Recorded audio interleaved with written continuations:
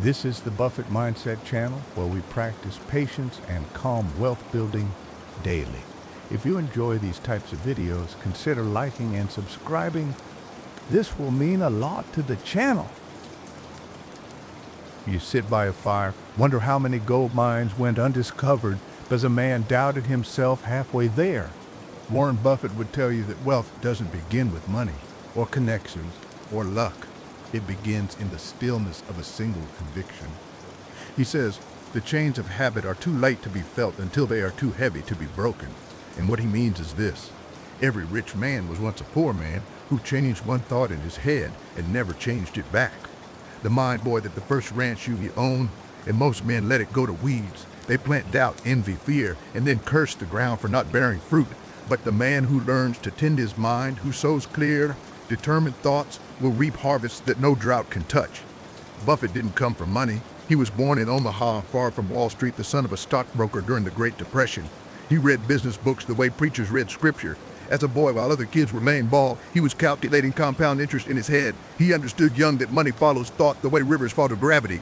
You think rightly long enough, the world starts to bend around that thought. And if you think weakly, if you let others do your thinking for you, the world bends around them, not you. Buffett learned that lesson early and spent the rest of his life teaching it quietly through example. See, most folks think riches are made in the market, in the trades, in the chaos of buying and selling. But Warren would tell you the real market is inside your own skull. The ticker tape of your thoughts, hope, fear, discipline, patience. That what decides whether you build empires or excuses. He used to sit for hours, no music, no TV, just reading and thinking. 90% of his job, he says, is thinking. That's the part most men skip, but thinking hurts. It's easier to react, to fold, to mimic the noise of the crowd. But Buffett walks slow while the crowd runs blind, and that's why he wins. He doesn't chase opportunity.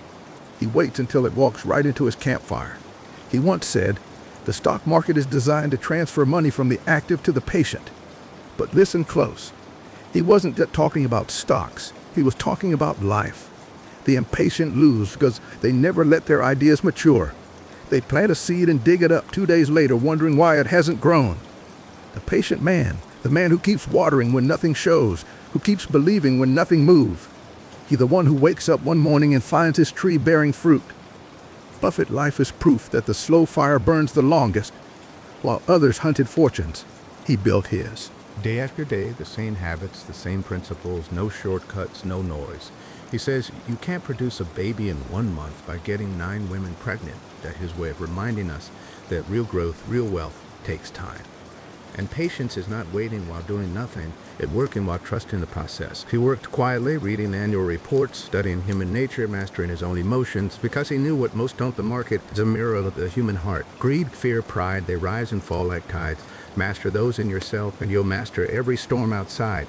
That's why he never panicked when others did. When markets crashed, he smiled. When people screamed doom, he bought more. He saw fear as fuel, chaos as opportunity. That's the thinking of a man who has tamed his mind. And yet his wealth is not the story, it's the reflection of his thinking. Buffett's real fortune is invisible. It's the calm of a man who no longer plays by the world tempo. He says, if you can't control your emotions, you can't control your money. But what he really means is, if you can't control your thoughts, you'll never control your destiny. Every fortune begins at a single quiet decision. I will think differently. That the moment the chains fall, the moment the gates open. Think of all the men who lived and died without claiming that power. They copied the thoughts of others, wore the opinions of the crowd like borrowed coats, and then they wondered why they stayed cold. But Buffett chose a different trail. He thought for himself, and that independence compounded just like his money did. Every year it grew stronger, clearer, freer. Now, we're the part most folks miss. Buffett magic isn't in numbers. It's in clarity. He knows exactly what he understands and what he doesn't. That's why he calls it the circle of competence. You draw your circle, he says, and you don't step out it. Inside that circle, you move like a lion out it. You're blind a bat. Most people pretend their circle is the whole world. Buffett knows his is small, but he masters it, and mastery compounds. It's not genius that makes him unstoppable. It's focus. That's the difference between scattered lightning and a laser. Same energy, different bent. So if you want Ageless advice, this is it. Guard your thoughts to gold. Because every action you take, every result you get is just a reflection of how you've been thinking. Wealth, happiness, freedom, they're all side effects of clarity. You don't need to move faster, you need to think deeper. You don't need to chase opportunities. You need to become the kind of earned opportunities chase. Warren Buffett didn't become the Oracle of Omaha because he saw the future. He became it because he built a mind that could recognize truth when it appeared. You can do the same. Don't let the world think for you. Don't let fear dictate your strategy. Sit by your fire, let the rain fall. And ask yourself one question. If my thoughts had never been limited, who would I have become by now? Then answer it with your life. Patience is the oldest form of power, and Warren Buffett treats it like gold dust, rare, precious, and not to be wasted on things that don't grow. He once said the stock market is a device for transferring money from the impatient to the patient, and those words weren't born from cleverness, but from decades of sitting still while the world fidgeted itself into failure. Every day he watched men chase trends the way coyotes chase shadows, thinking speed meant success. But Buffett knew speed without direction is just noise. The patient man understands that time is the only partner who never betrays him. When he buys, he holds. When he builds, he waits. When he decides, he commits. That's how he turned nickels into kingdoms, not by sprinting, but by compounds.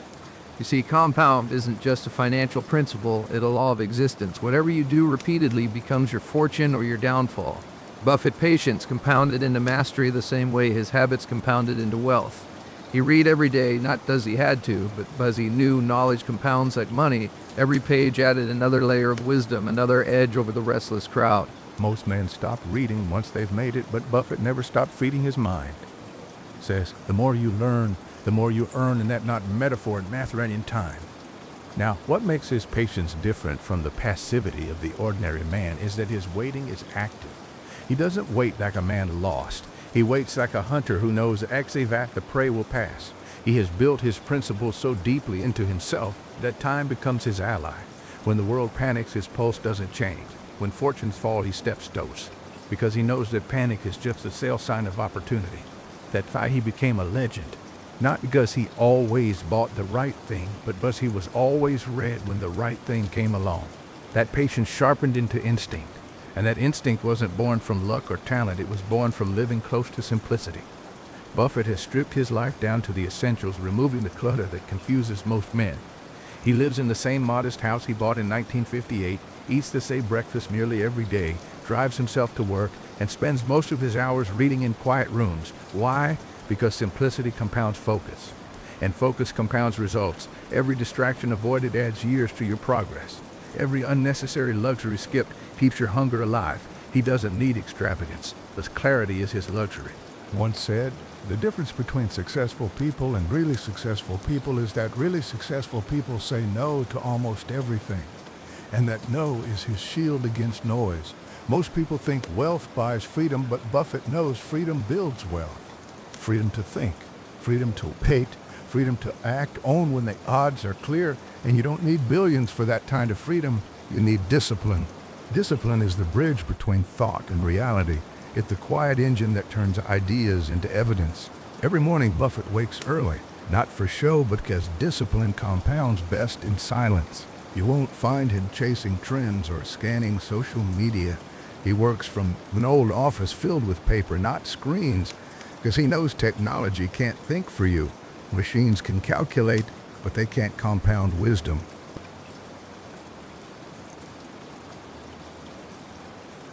Wisdom turns chaos into calm, mistakes into teachers, years into fortune. Wisdom is what keeps him smiling when the rest of the market cries. It's what lets it say, our favorite holding period is forever, because he sees beyond today's storm into tomorrow's harvest. But understand this, patience isn't the absence of action, it's the perfection of timing, it's knowing when not to swing.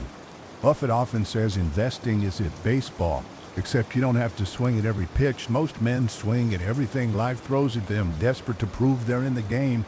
But Buffett waits for the one pitch he knows he can hit out of the park. That not laziness, that discipline, trained by decades of silence. The lesson here is simple. Your power grows not by doing more, but by doing less with precision. The world teaches you to chase every opportunity, but the wise man learns to choose the few that matter. That's how patience becomes profit, not in markets, but in life, in love, in mastery. Think about it.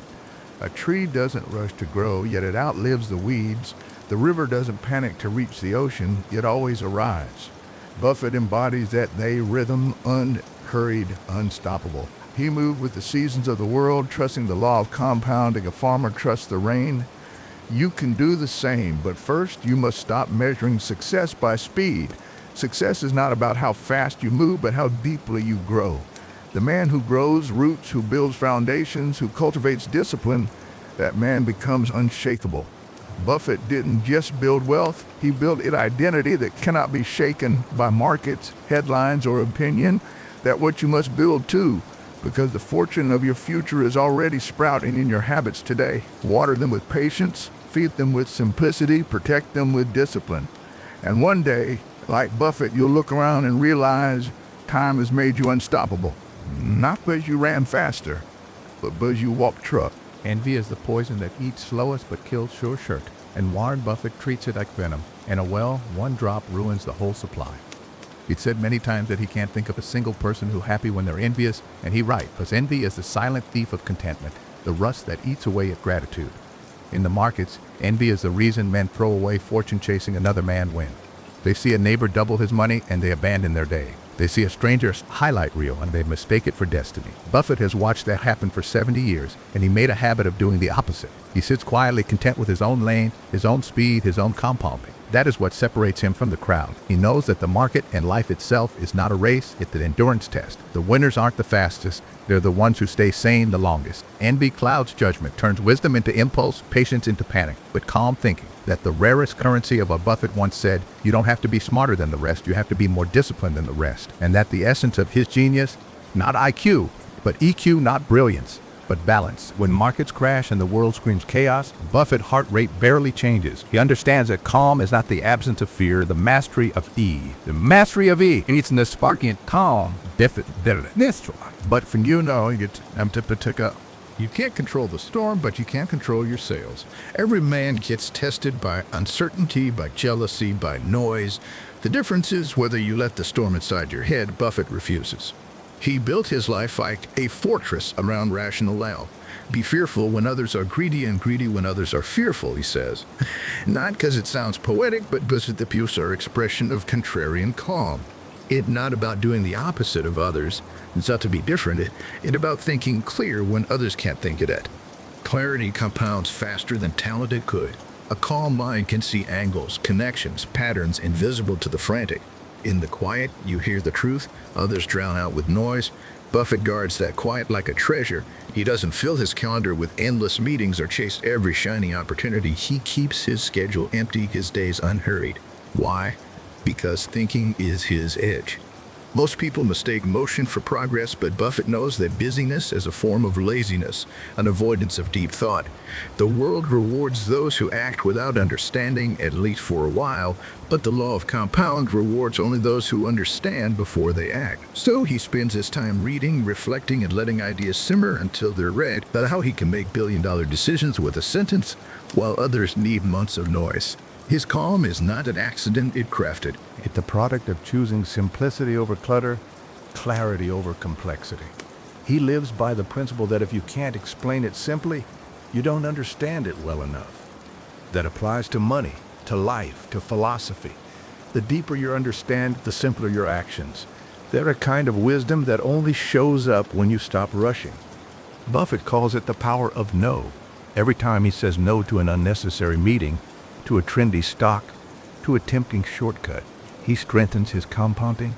Saying no is the exercise of freedom, and freedom is the foundation of clarity.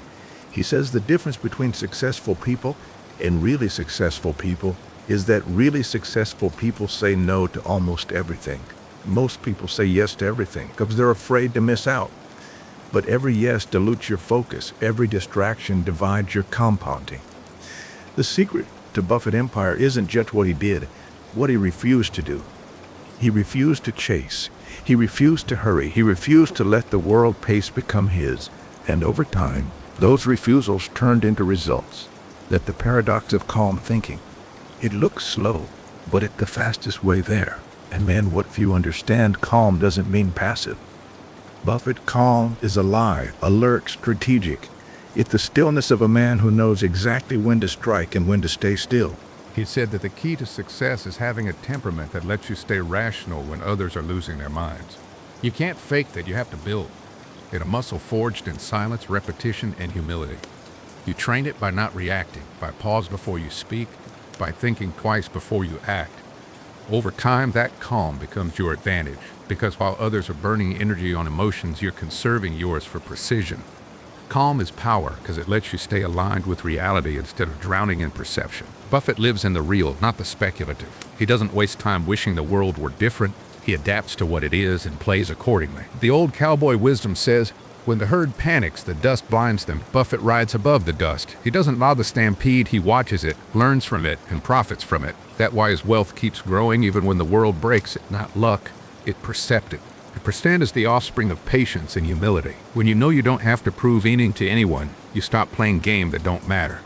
That's how Buffett lives. He doesn't measure himself by comparison. He measures himself by compounding. I'm better than I was last year, wiser than I was last decade. That little scoreboard that matters, envy dies in that mindset, because there's one left to compete with except yourself. Calm thinking rooted in patience and humility turns life into a game you can't lose. You can adopt that same mindset today. You don't need billions. You need to think clearly. Wait patiently. Live simply. The world will eventually move in your direction because nothing outpaces the man who at peace with his fate. Reputation to Warren Buffett is wealth of a higher order, a currency that compounds in silence but collapses in an instant if mishandled. He often says it takes 20 years to build a reputation and 5 minutes to ruin it, and he means it as a law, not a suggestion. The man who guards his reputation guards his fortune, because trust is the foundation upon which all compounding stands.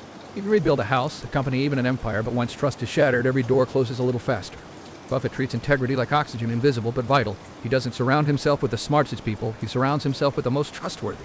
In looking for people to hire, he says, look for 3 qualities: integrity, intelligence, and energy. And if they don't have the first, the other 2 will kill you. You'll learn early that character compounds faster than capital. Every honest decision strengthens the structure, every lie rots it from within. And this law, like all of nature laws, spares no one.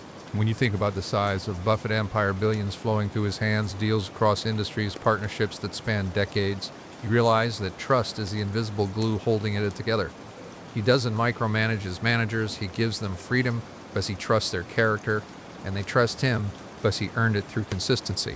That the compound effect of integrity, each act of honesty builds momentum.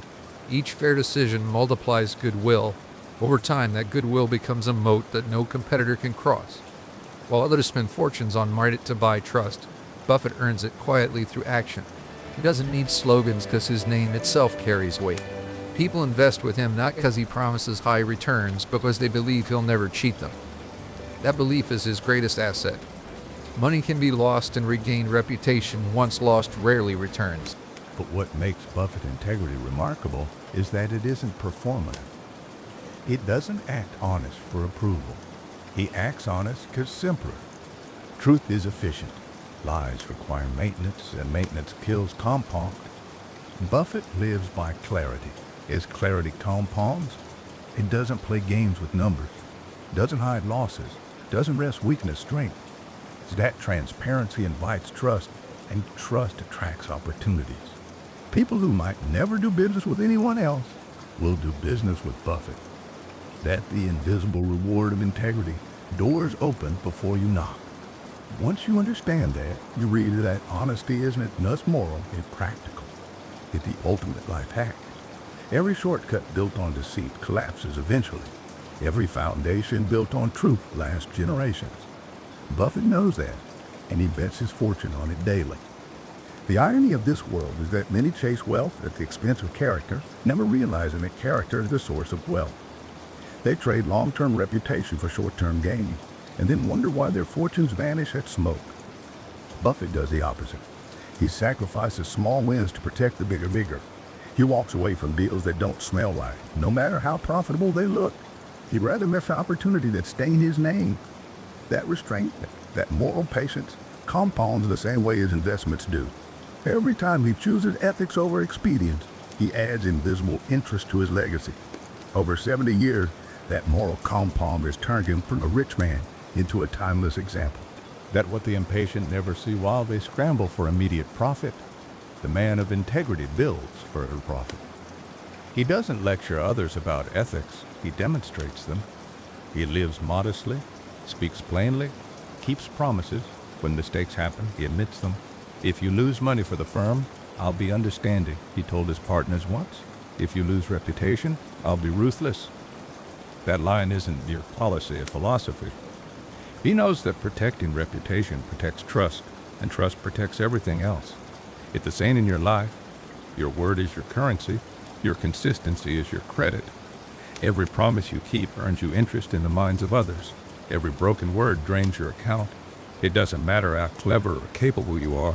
Without trust, you'll always be broke in the ways that count. Buffett wealth is vast. Does it rest on invisible assets, patience, honesty, reliability? And those are available to anyone willing to live by them. So if you want to walk the Buffett path, start by protecting your name, making it gold. Be the man whose is worth something, whose no is final. Don't cut corners, don't exaggerate. Don't promise what you won't deliver. Build slow, but build clean. Let your reputation grow compound interest, the way Buffett did, quietly, steadily, day after day. One day people will trust your name more than your pitch, your presence more than your words. And when that happens, you'll have joined the rare breed of men who no longer need to chase opportunity, because opportunity will come looking for them. That the kind of wealth knows simplicity is the final luxury, and Warren Buffett has spent a lifetime proving that true wealth is not measured in possessions, but in peace. He could own islands, fleets, and palaces if he wished, but instead he lives in the same quiet house in Omaha he bought for $31,500 back in 1958.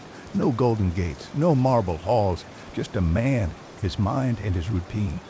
Because for Buffett, freedom isn't having everything and needing less. He understands something most millionaires never learn, that the more you own, the more owns you. Each unnecessary thing comes with a small leash tied about your freedom. And so he keeps his life uncluttered, his priorities sharp, his time untouched by noise. He eats the same breakfast, reads the same newspapers, works from the same simple office, drives himself he wants to go. That simplicity is not habit, it's design. It's the quiet strategy of a man who values clarity above complexity, control above consumption. In his world, every hour not sold, every choice not complicated, is a dividend of freedom. He says success is getting what you want. Happiness is wanting what you get. And that is the secret that so many overlook. They chase the symbols of success, cars, watches, titles, while Buffett collects moments of control.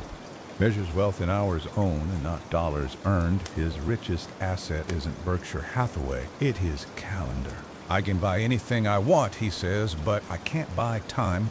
That sentence is the compass of his life.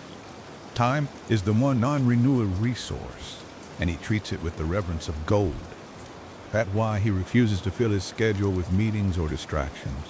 He guards his hours like treasure, because he knows that every yes costs a piece of life you'll never get back.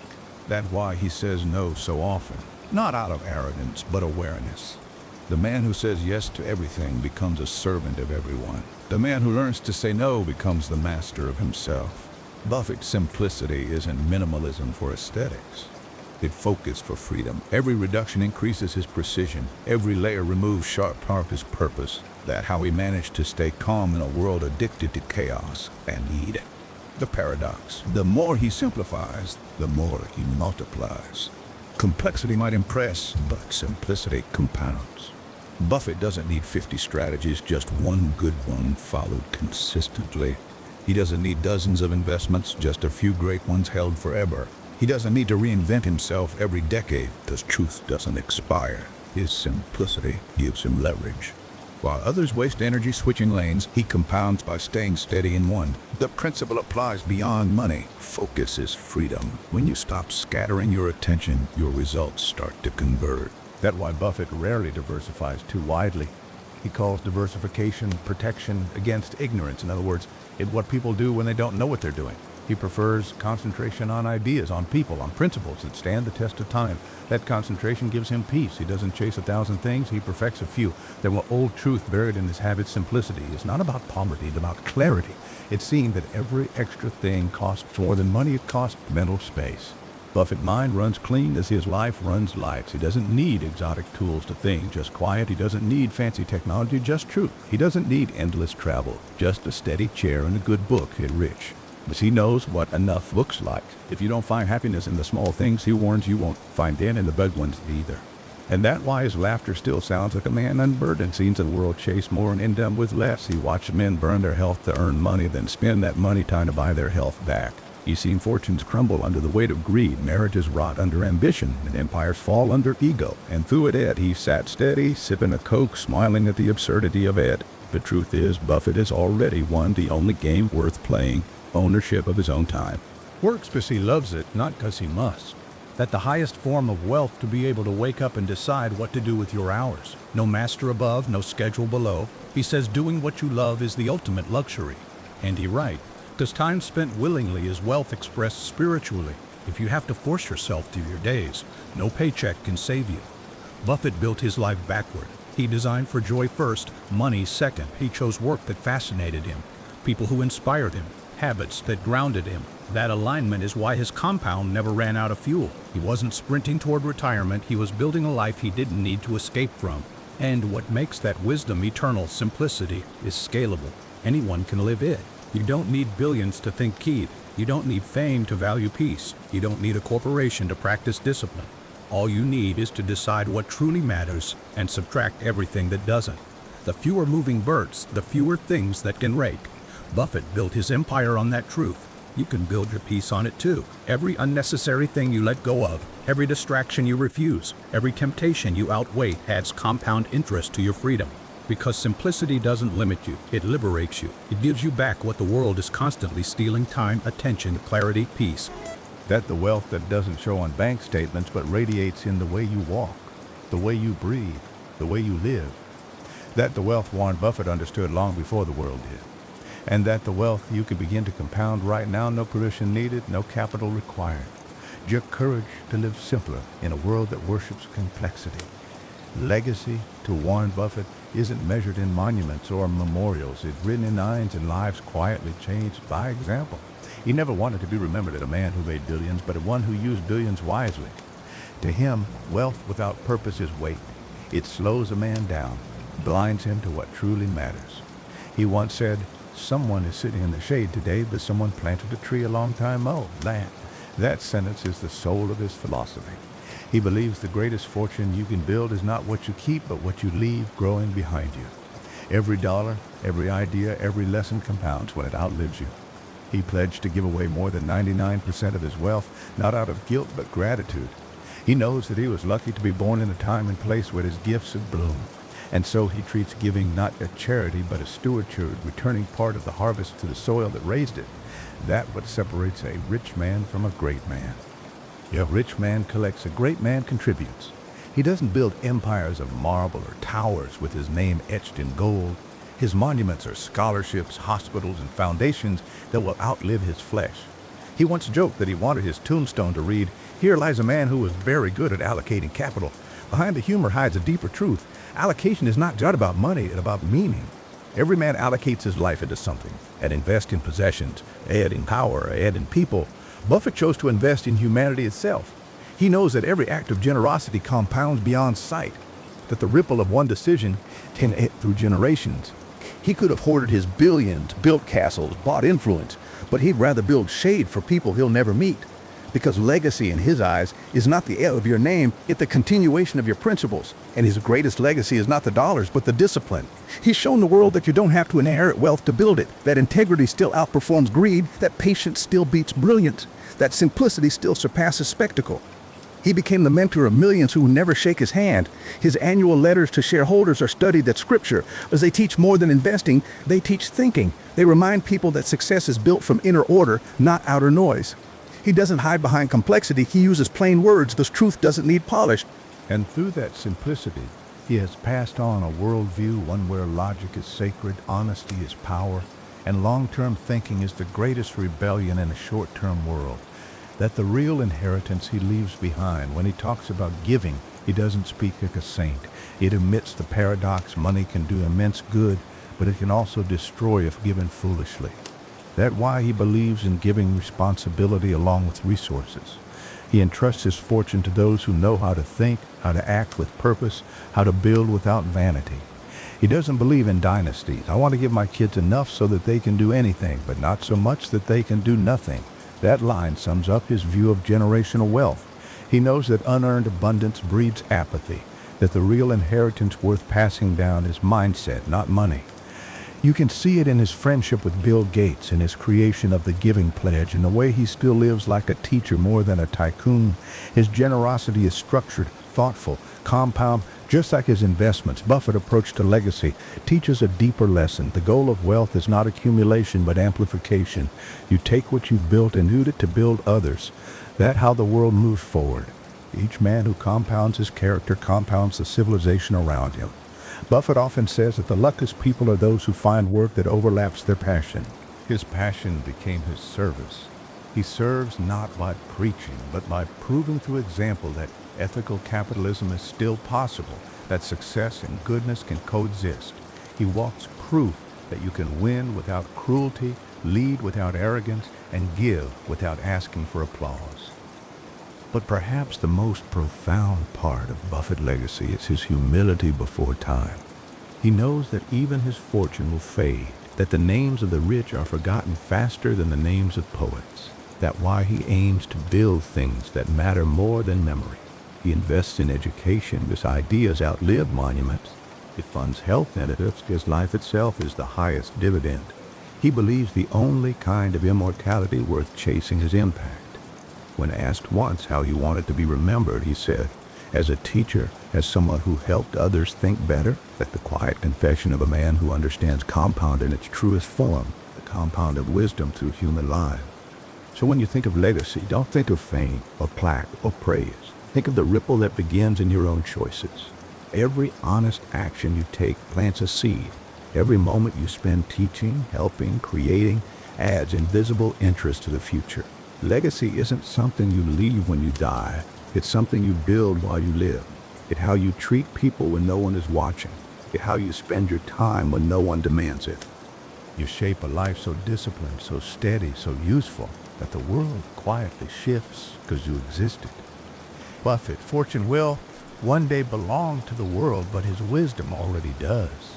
That the kind of wealth that never runs out, the kind that multiplies every time it's shared, and that every man compound begins not in his bank, but in his character.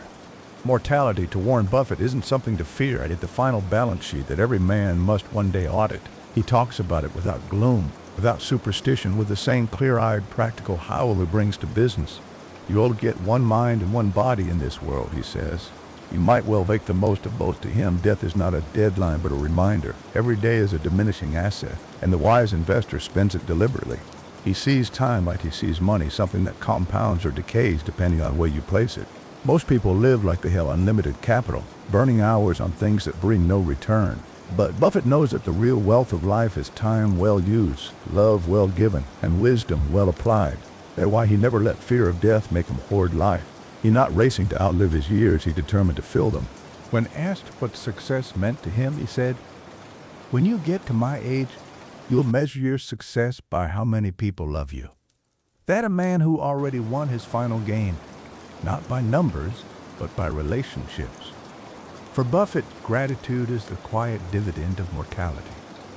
He understands that being born in the right place at the right time gave him advantages countless others never had. He doesn't romanticize it, he acknowledges it with humility. "I won the ovarian lottery," he often says, meaning that his success began long before he started investing. It began with the circumstances of birth. That awareness turned him from a collector into a custodian.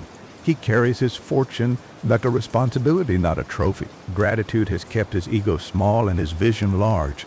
It's what keeps him laughing through loss, grounded through glory. He doesn't believe he's self-made, and that humility frees him from the loneliness that haunts many great men. Gratitude, like compound, magnifies with practice. Each day he counts his blessings, each year he shares them, and through that rhythm he multiplies joy. Gratitude is his secret currency. It pays interest in peace. He often compares life to a snowball rolling down a long hill. The key, he says, is finding wet snow and a long hill. Wet snow is passion, the thing you do even if nobody paid you. A long hill is time, the discipline to keep rolling even when the slope is gentle. Mortality makes both precious. You don't get infinite snow, and you don't get infinite hill, so you better start rolling early and keep rolling wisely. The men who waste their snow on envy, regret, or comparison end them with nothing but melted chains. The ones who roll with gratitude build a mountain before the end.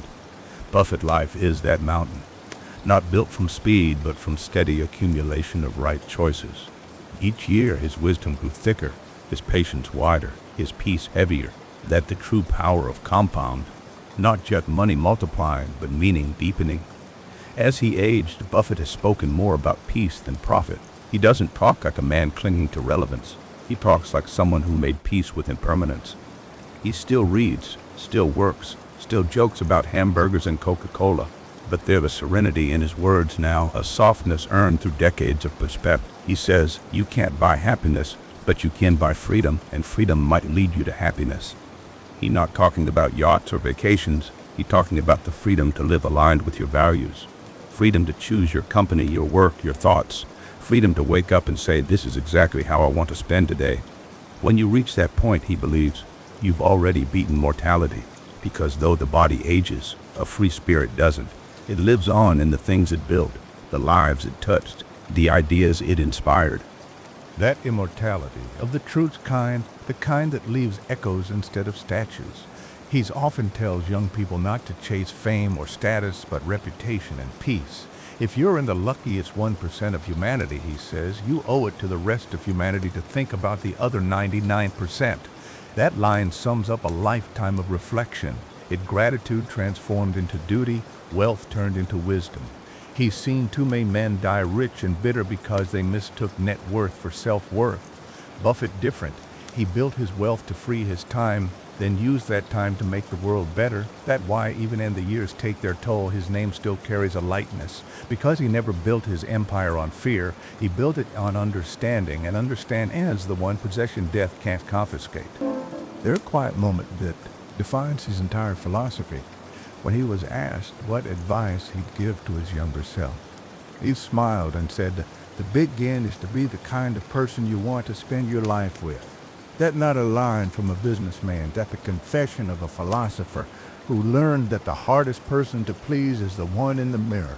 All his life, Buffett has practiced that, living in such a way that his future self would thank him, not scold him. Every decision, every delay, every act of patience was a conversation with his older self. Now in his twilight, he living in the peace he compounded through decades of discipline.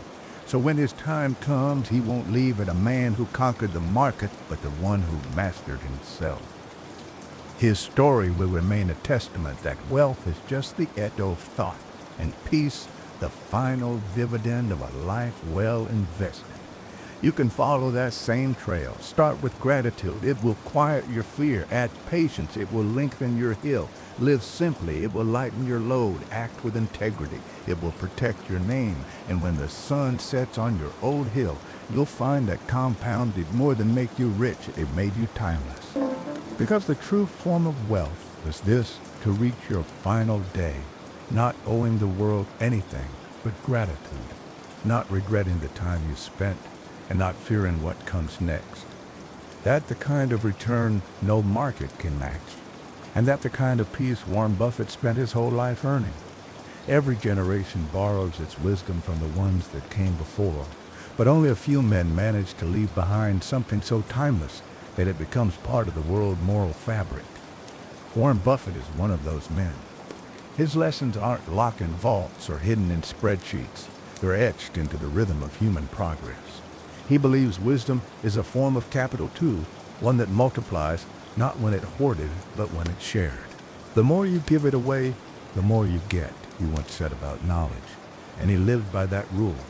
His annual letters, interviews, and quiet conversations have taught more people about life than about investing. Through every story, through every quote, he's teaching the same eternal law: wealth that doesn't lift others isn't wealth, it wastes. And so he teaches, not from a podium, not behind titles, but through example, through simplicity, through the authority of a man who has lived his values long enough for them to become instinct. He teaches that the greatest inheritance a man can leave isn't money, it's mindset. Absolute worship. facing a true form of wealth is this: to reach your final day not owing the world anything but gratitude, not regretting the time you spent, and not fearing what comes next. That the kind of return no market can match, and that the kind of peace Warren Buffett spent his whole life earning. Every generation borrows its wisdom from the ones that came before, but only a few men manage to leave behind something so timeless that it becomes part of the world moral fabric. Warren Buffett is one of those men. His lessons aren't locked in vaults or hidden in spreadsheets. They're etched into the rhythm of human progress. He believes wisdom is a form of capital too, one that multiplies not when it's hoarded, but when it's shared. The more you give it away, the more you get, he once said about knowledge, and he lived by that rule. His annual letters, interviews, and quiet conversations have taught more people about life than about investing. Through every story, through every quote, he teaching the same eternal law: wealth that doesn't lift others isn't wealth, it waste. And so he teaches not from a podium, not behind titles, but through example, through simplicity, through the authority of a man who has lived his values long enough for them to become instinct. He teaches that the greatest inheritance a man can leave isn't money, it's mindset. The way you face uncertainty, the way you hold your patience when the world loses its balance, the way you choose substance over show, those are the real investments. They outlast companies, currencies, even empires. When Buffett leaves this world, his businesses will continue to trade. His wealth will scatter into charitable foundations, but his mindset, that will live on in anyone who dares to think long-term, who dares to stay calm in chaos. The wisdom of one life becomes the foundation for another. That the invisible compound of humanity. Each generation carries forward the lessons the last one fought for. Every time a young dreamer reads about Buffett patience, every time a struggling builder reminds himself that the market is designed to transfer money from the active to the patient, the chain continues. That's how immortality works. Not through bloodline, but through ideas that refuse to die. Buffett's legacy will endure because it isn't built on ego, it's built on service. He has no need to be worshipped or mythologized. He knows that legends fade, but examples last. His power comes not from being followed, but from making others independent. He teaches people to think for themselves, to filter noise from truth, to let reason guide emotion.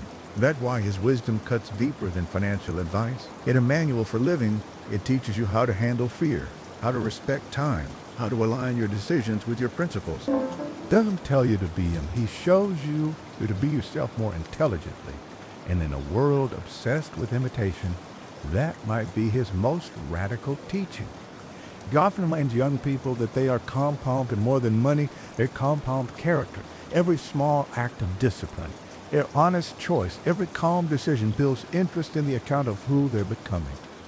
Chains of habit are too late to be felt until they are too heavy to be broken. He meant it both a warning and a promise. Good habits, good investments, take time to show their strength. Bad habits, a bad debt grows silently until they own you. Buffett's life is proof that a man's habits predict his destiny. He lived through wars, recessions, technological revolutions, and social upheavals, but his principles never changed. That consistency is what built his legend. Not intelligence, not luck, just moral endurance. And that's what he passes on to every generation that studies him. The courage to stay steady when the world rewards frenzy. To teach, in Buffett's sense, is not to lecture, it's to live visibly. The greatest sermons are not spoken, they're demonstrated. His life has become one long, quiet sermon on the power of thought, discipline, and humility. You don't need to agree with every decision he made to learn from the way he made them. With deliberation, with logic, with long-term vision, he proved that thinking itself can be a moral act in a world that worships reaction. That the real inheritance he leaves behind. Model for how to think, not what to think. The next generation doesn't need to copy his portfolio, it needs to copy his patience. It doesn't need to memorize his quotes, it needs to practice his principles. Because the wisdom that matters most can be written down, it has to be lived until it becomes your nature. One day his voice will fade from interviews. His laughter will no longer etch through shareholder meetings, but his philosophy will remain whispered through the calm decisions of those who listened. Every young investor who resists the urge to panic sell, every leader who chooses integrity over speed, every person who defines success by impact instead of applause, that Buffett teaching living on, and that the beauty of timeless wisdom Doesn't guy just changes form? It travels from one quiet thinker to another, compounds silently across generations, until one day it reshapes the world without anyone realizing where it began. In the end, the true lesson Warren Buffett leaves us is that greatness is not at conquering the world, it's at mastering yourself so complete that the world can no longer shake you. To think clear, to live simply, to give generously, to die peacefully, that the complete investment cycle of a life well lived. Every man has the same opportunity. You start with thought, you add time, and if you stay faithful to both, you end with wisdom. The money may fade, the applause may quiet, but wisdom remains age-a-day undefeated, forever compound. And that, above all, is Warren Buffett's final dividend to the world. If you were sitting across from Warren Buffett a quiet evening, maybe with a cup of Coke in his hand and the hum of the Nebraska night outside, you'd find that he doesn't talk about money much anymore. He talks about life, how simple it can be, how easily we complicate it, how clarity is the truest luxury. He'd lean back, eyes twinkling with that mix of mischief and wisdom, and tell you that everything he had learned about wealth was just a reflection of life itself. The principles don't change, he'd say. Whether it's money, love, or reputation, it all compound. And then he'd tell you stories, not to impress, but to remind you that success is built out of small, invisible choices repeated with faith. Every decision is a deposit. Every act of integrity, every moment of patience, every bit of curiosity, it all grows if you let it. That's the great secret most people miss. Compound doesn't just build portfolios, it builds character. And character, in the long run, pays the highest dividends of all. He'd tell you to stop looking for shortcuts, but shortcuts skip the farts that make you wise. The years you think are wasted waiting are the ones teaching you how to endure. The setbacks that feel unfair are the ones shaping your fair. He'd laugh and remind you that life doesn't hand out guarantees, only opportunities disguised to problems. If you're going to be in the game for the long haul, he'd say, you've got to love the game itself. That's why he still wakes up excited to read, to think, to learn, because he never saw work drawing a burden. He saw it in a canvas. That the mindset that keeps him young even in time wears on. His secret isn't in strategy, it's in enjoyment. When you find joy in the process, you no longer chase outcomes. And when you stop chasing, success begins to chase you. He'd warn you about noise, about how the modern world is drowning in opinions and starving for wisdom. If you listen to the crowd, he'd say, you'll end up with the crowd results. Because he never saw work out of a burden. He saw it in a canvas. At the mindset that keeps him young, even in time wears on. His secret isn't his strategy. It ain't enjoyment. When you find joy in the process, you no longer chase outcome. And when you stop chasing, success begins to chase you. He'd warn you about noise, about how the modern world is drowning in opinions and starving for wisdom. If you listen to the crowd, he'd say, you'll end dumb with the crowd results. He's seen too many people trade their vision for validation, their patience for popularity. But the truth is, the market always rewards silence over noise, depth over display, substance over style. You don't need to shout and smile. You just need to be right eventually. That the beauty of compound, it doesn't require constant attention. It rewards quiet consistency. The oak doesn't grow faster, but you stare at it. It grows because the roots are strong. Buffett would remind you that you are the oak and your habits are the roots. If you plant them deep enough, in discipline, in gratitude, in clarity, you'll weather every storm and still be standing when the forests change. And he'd tell you to forgive yourself for being human. Do not let perfectionism rob you of progress.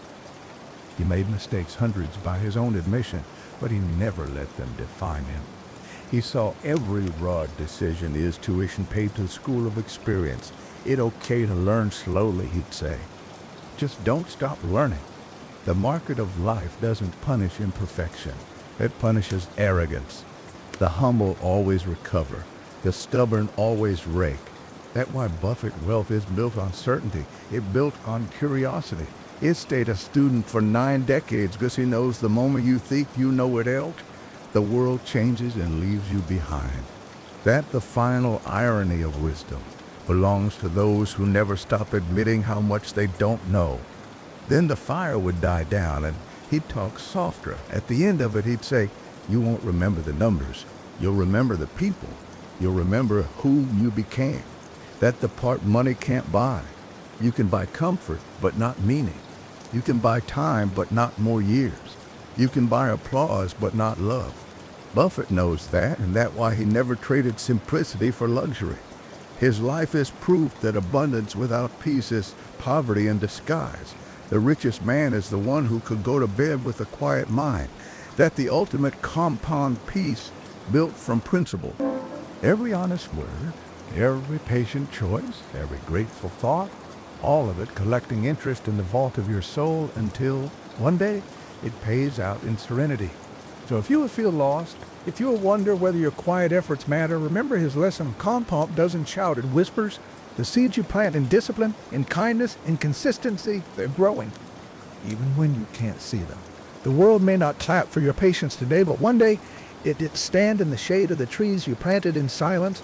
That's how the universe pays its debts to the ones who stay steady when others waver. Buffett life is a living ledger of that truth. Every moment invested in integrity earns eternal returns. And maybe when the fire fades to embers and the rain begins to fall, you'll finally understand what he'd been saying all along. Wealth isn't the destination, it's a reflection of how well you've traveled. The richest life isn't the one with the most possessions, it's the one with the most purpose, and purpose is simply patience, married to gratitude, discipline joined with peace. When you reach that state, the game ends not in applause, but in quiet victory. You'll know then what Warren Buffett has always known, that the only thing worth compound forever is wisdom. And when the final minutes of that firelit conversation arrived, Buffett would not give you a formula. He'd give you predictive. He'd say that wealth, success, and wisdom all share one root: stewardship. You are the caretaker of your time, your talent, your choices. The world loans you these things for a brief season, and how you manage them decides the shape of your story. You can't control being born rich or poor, he'd remind you, but you can control being born again in discipline, in thought, in the way you spend your minutes. That the quiet revolution of his life proof that ordinary beginnings can produce extraordinary endings if guided by patience and purpose. He built the empire not by fighting the storm, but by learning the rhythm of the wind.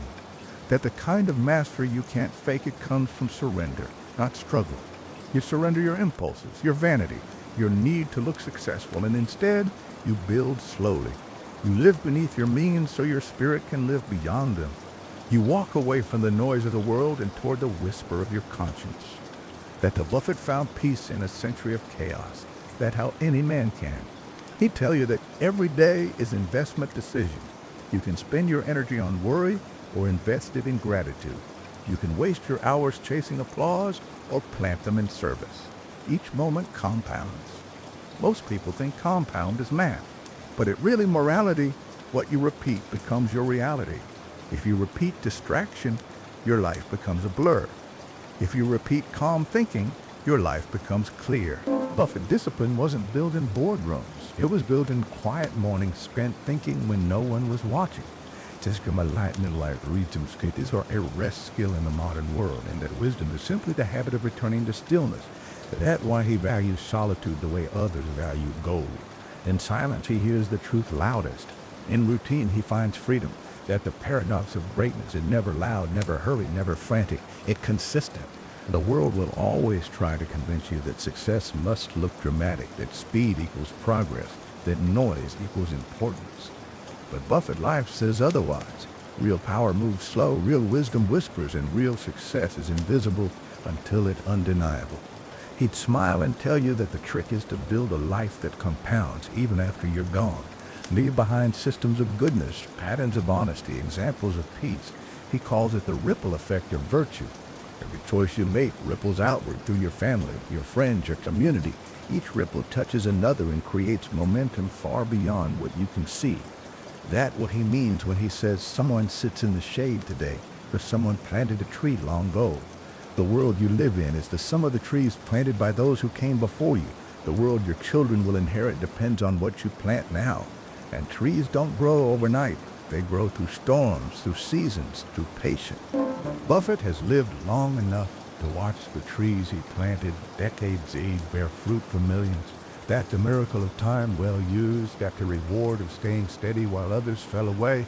He'd look into the fire, the glow catching the lines on his face, and he'd say, "You don't have to be special to live a special life.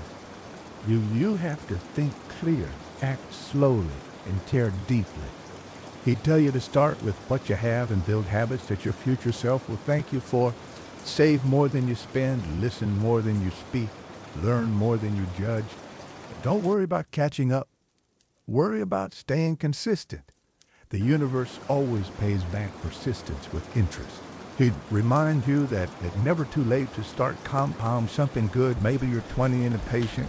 Maybe you're 60 and regretful. It doesn't matter. Compound doesn't care when you start, only that you don't stop. The moment you align your thoughts with purpose and your actions with patience, the curve begins, and at first, the progress looks invisible. But then, one day you wake up and realize your habits have become momentum, your patience has become strength, and your quiet work has built a life louder than any brag.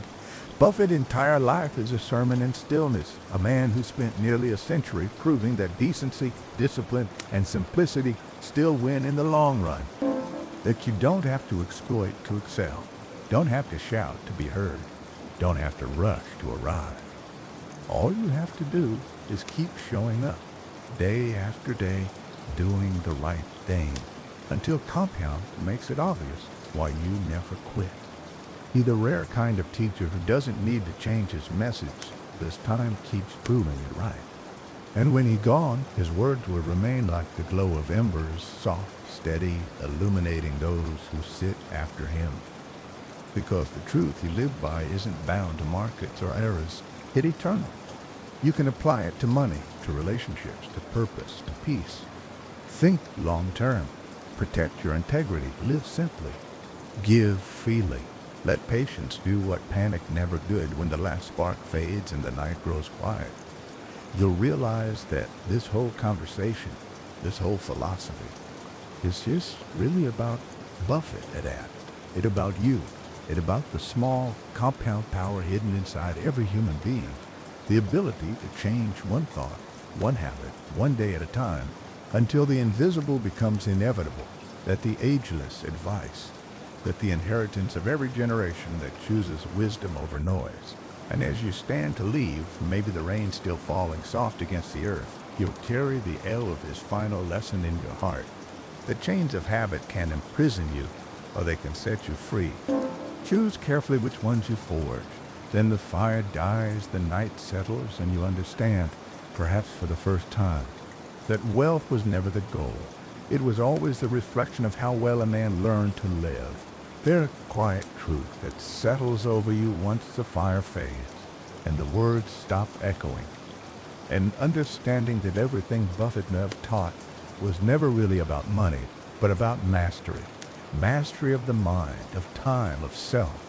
The kind of mastery that can't be inherited, only earned, inch by inch, decision by decision.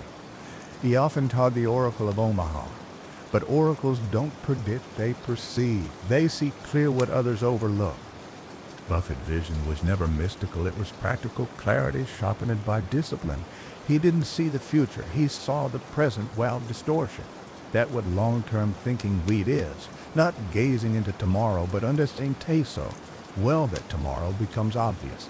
And anyone can do that. It doesn't require genius. It requires stillness, humility, and the courage to trust the slow path when everyone else is sprinting. That's why he says, the best investment you can take is in yourself. Because when your thinking compounds, every part of your life follows.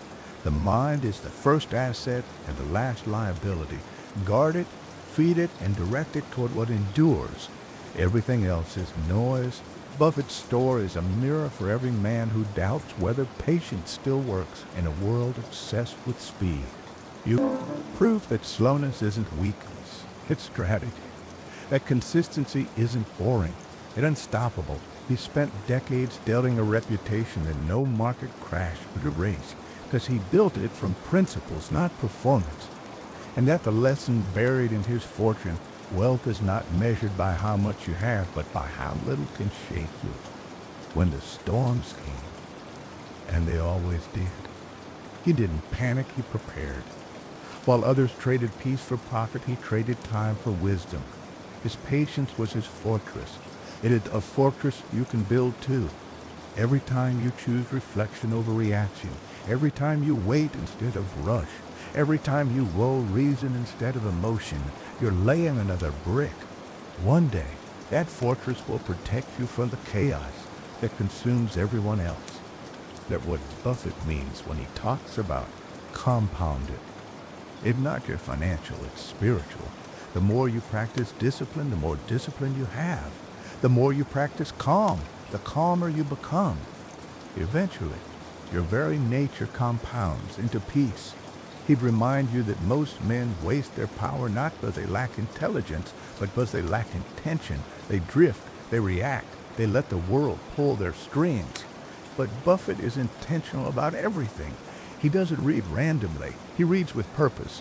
He doesn't meet everyone. He meets those who sharpen him. He doesn't chase opportunity. He waits for the one that fits his circle of competence. That's not arrogance, it's precision. The more you practice discipline, the more discipline you have. The more you practice calm, the calmer you become. Eventually, your very nature compounds into peace. He'd remind you that most men waste their power not because they lack intelligence, but because they lack intention. They drift, they react, they let the world pull their strings. But Buffett is intentional about everything. He doesn't read randomly, he reads with purpose. He doesn't meet everyone, he meets those who sharpen him. He doesn't chase opportunity, he waits for the one that fits his circle of competence. That's not arrogance, it's precision. The man who knows his limits has already mastered half of wisdom. And that's why he's been so successful, because he never tried to be everywhere or everything. He picked a lane, and he stayed in it until he became the road itself. There's immense power in that kind of focus. The universe rewards clarity, not chaos. Every time you simplify, you increase your strength. Every time you refine your vision, you reduce your friction. Buffett understood that deeply. He cut away the unnecessary until only the essential remained, and the essential, once refined, multiplies infinitely. You might think his story ends with wealth, but it ends with peace. The kind of peace that comes from knowing you played the game honestly and left nothing on the tail. He built his fortune brick by brick, but he built his joy moment by moment. That's the secret balance most people never find. They spend their whole lives chasing a finish line that doesn't exist, mistaking accumulation for accomplishment. But Buffett learned early that more doesn't mean better. He's rich not because of what he has, but because he stopped needing more. That's why he laughs easily, why he sleeps deeply, why he gives freely. His wealth doesn't own him, it serves him. That's the right order of things. Money is a tool, not a throne. Use it to build, not to boast. Use it to liberate, not to impress. That's how you turn wealth into wisdom, when your possessions no longer possess you. And perhaps that the greatest paradox of news not humor myriad doing it a knockerbocanero and desired Linton Bay Brissy.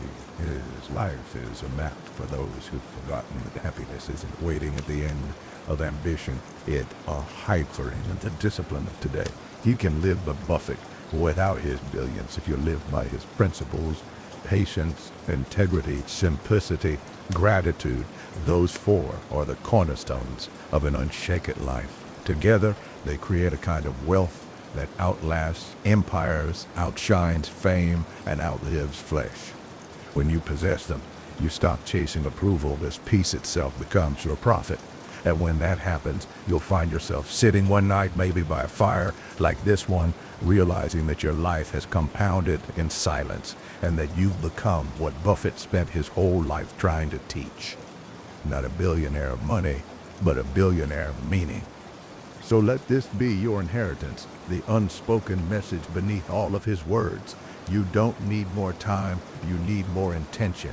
You don't need better luck, you need better habits. You don't need to chase wealth, you need to think wealth into being. Because every great fortune, every great legacy, every great life begins in the same invisible place. A thought planted in faith, watered with patience, and guarded by integrity. That the oldest truth in the world and the only one that never depreciates. So go plant your thought, guard it fiercely. Feed the daily and trust that time, the truest ally of the patient, will one day make it bloom. Then, when your own fire burns low, and your story begins to settle into the silence of history, others will sit in your shade and call you wise, and they'll never know that all you did was think like Warren Buffett, a man who proved that the richest life is the one lived deliberately, humbly, and well.